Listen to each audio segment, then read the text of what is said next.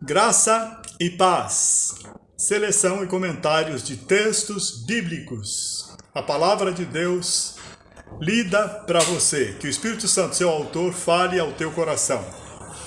Atos, capítulo 20. Paulo viaja pela Macedônia e pela Grécia. Paulo viajou por aquela região, encorajando os irmãos com muitas palavras e por fim chegou à Grécia, onde ficou 3 meses. Quando estava a ponto de embarcar para a Síria, os judeus fizeram uma conspiração contra ele. Por isso, decidiu voltar para a Macedônia. A ressurreição de Eutico em Troade. No primeiro dia da semana, reunimos-nos para partir o pão e Paulo falou ao povo. Pretendendo partir no dia seguinte, continuou falando até a meia-noite. Havia muitas candeias no piso superior onde estávamos reunidos. Um jovem chamado Eutico, que estava sentado numa janela, adormeceu profundamente durante o longo discurso de Paulo. Vencido pelo sono, caiu do 3º andar. Quando levantaram, estava morto. Paulo desceu, inclinou-se sobre o rapaz e o abraçou, dizendo: "Não fiquem alarmados, ele está vivo." Então subiu novamente, partiu o pão e comeu. Depois continuou a falar até o amanhecer e foi embora. Levaram vivo o jovem, o que muito os consolou. De Mileto, Paulo mandou chamar os presbíteros da igreja de Éfeso. Quando chegaram, ele lhes disse: "Vocês sabem como vivi todo o tempo em que estive com vocês, desde o primeiro dia em que cheguei à província da Ásia. Servi ao Senhor com toda a humildade e com lágrimas, sendo severamente provado pelas conspirações dos judeus. Vocês sabem que nunca deixei de pregar-lhes nada que fosse proveitoso, mas ensinei-lhes tudo publicamente e de casa em casa. Testifiquei tanto a judeus como a gregos que eles precisam converter-se a Deus com arrependimento e fé em nosso Senhor Jesus. Agora, compelido pelo Espírito, estou indo para Jerusalém, sem saber o que me acontecerá ali. Só sei que em todas as cidades o Espírito Santo me avisa que prisões e sofrimentos me esperam.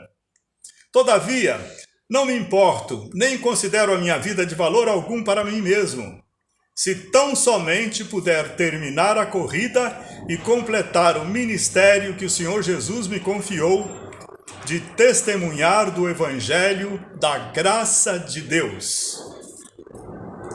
Testemunhar do Evangelho da graça de Deus, que Deus ama a nós, independente de nós termos valor, sem merecermos nada. Deus nos ama, porque Deus é amor e quer salvar a todos. Agora sei que nenhum de vocês, entre os quais passei pregando o reino, verá novamente a minha face. Portanto, eu lhes declaro hoje que estou inocente do sangue de todos, pois não deixei de proclamar-lhes toda a vontade de Deus. Cuidem de vocês mesmos e de todo o rebanho sobre o qual o Espírito Santo os colocou como bispos, para pastorearem a igreja de Deus que ele comprou com seu próprio sangue. Cuide primeiro de você mesmo e depois daqueles que Deus colocou sob a sua responsabilidade. Cada um de nós vai responder perante Deus pela sua vida, pelo seu comportamento.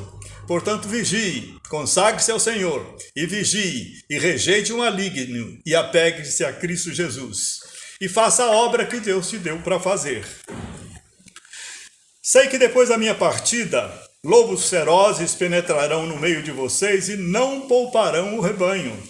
E dentre vocês mesmos se levantarão homens que torcerão a verdade, a fim de atrair os discípulos. Por isso, vigiem.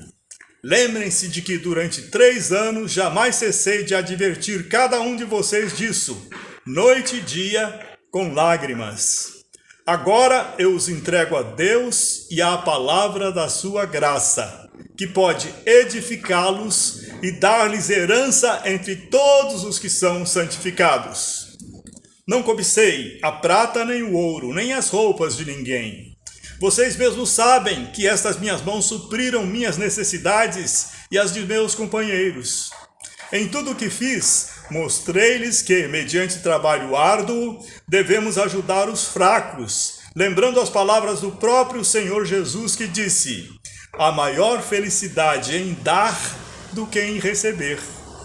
Tendo dito isso, ajoelhou-se com todos eles e orou. Todos choraram muito e, abraçando-o, o beijaram. O que mais os entristeceu foi a declaração de que nunca mais veriam a sua face. Então o acompanharam até o navio. Versículo 32. Paulo, despedindo-se deles, disse: agora eu os entrego a Deus e a palavra da sua graça, que pode edificá-los e dar-lhes herança entre todos os que são santificados. É esta palavra que Deus nos oferece graciosamente e que seu Espírito Santo nos explica e incrusta em nosso coração e nos faz obediente a ela.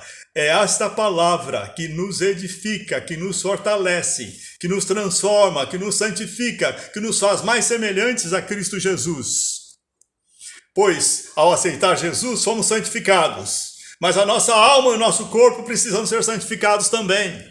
Então esse processo de santificação continua através de você se alimentar desta palavra. Esta palavra é a água espiritual que o Espírito Santo usa para limpar a sua alma, para te santificar. E o apóstolo Paulo disse que nós devemos trabalhar arduamente para termos o que dar para aqueles que precisam, pois a maior felicidade é em dar do que em receber. Que o Espírito Santo te ensine essa grande verdade.